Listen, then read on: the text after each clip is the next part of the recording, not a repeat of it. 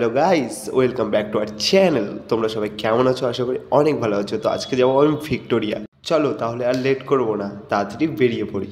তো আমি একদম বাড়ি থেকে বেরিয়ে সিধা হাওড়া চলে আসলাম আর একটা কাকার দোকানে এসে ঢুকলাম।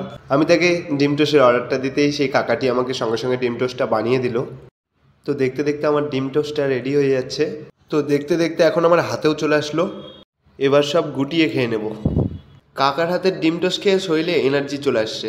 এখন আমি আমার উদ্দেশ্যে বেরিয়ে পড়লাম। বাস থেকে নেমে আমি সিধা ভিক্টোরিয়ার গেটের দিকে এগোতে থাকলাম। টিকিট কেটে ভিতরে প্রবেশ করলাম। এই সেই জায়গা যেখানে আসার জন্য আমি দিনরাত ছটপট করতাম, আজকে এসেই পড়েছি।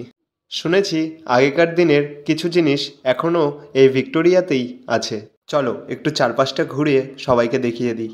জায়গাগুলো অপূর্ব সুন্দর, আমার তো অনেক ভালো লেগেছে।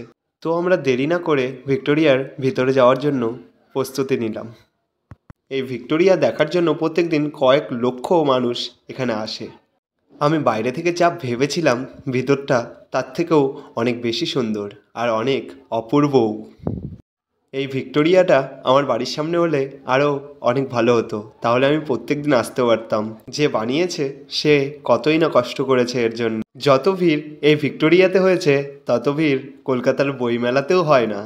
যদি তুমি হিস্টোরি বুক পড়ে থাকো তাহলে এনাকে চিনবে। কমেন্ট করে বলো ইনি কে। এই সেই হাতিয়ার যেগুলো আগেকার দিনে যুদ্ধের টাইমে ব্যবহার করা হতো। ওয়াও, জায়গাটা আমাকে এত সুন্দর লেগেছে, এত সুন্দর লেগেছে, এত সুন্দর লেগেছে যে আমি তোমাদেরকে বলে বোঝাতে পারবো না। গাইস, ভিক্টোরিয়ার আশেপাশে কোনো যদি জায়গা বিক্রয় থাকে আমাকে প্লিজ বলবে, আমি বাড়ি বানাবো ওখানে। আর প্রত্যেক দিন ভিক্টোরিয়াতে এসে তোমাদেরকে নতুন নতুন এপিসোড দিতে থাকবো। এগুলো সেই গান বা পিস্তল বা বন্দুক যেগুলো আগেকার দিনের যুদ্ধক্ষেত্রে ব্যবহার করা হতো। তো গাইস, আমাদের ভিক্টোরিয়া ঘোরা একদম শেষ। এখন আমি চলে এসেছি গঙ্গার ধারে। এই সেই কলকাতা শহর, যেই শহরটা অনেক নামি দামির একটা শহর আর আধুনিকও। এই শহরটাকে স্বাধীন করতে গিয়ে কত বিপ্লবী শহীদ হয়েছে। তো গাইস, ভিক্টোরিয়ার জায়গাগুলো কেমন লাগলো অবশ্যই কমেন্ট করে জানাবে। আজকে এই পর্যন্তই, নেক্সট ভিডিওতে আবার দেখা হচ্ছে তোমাদের সাথে।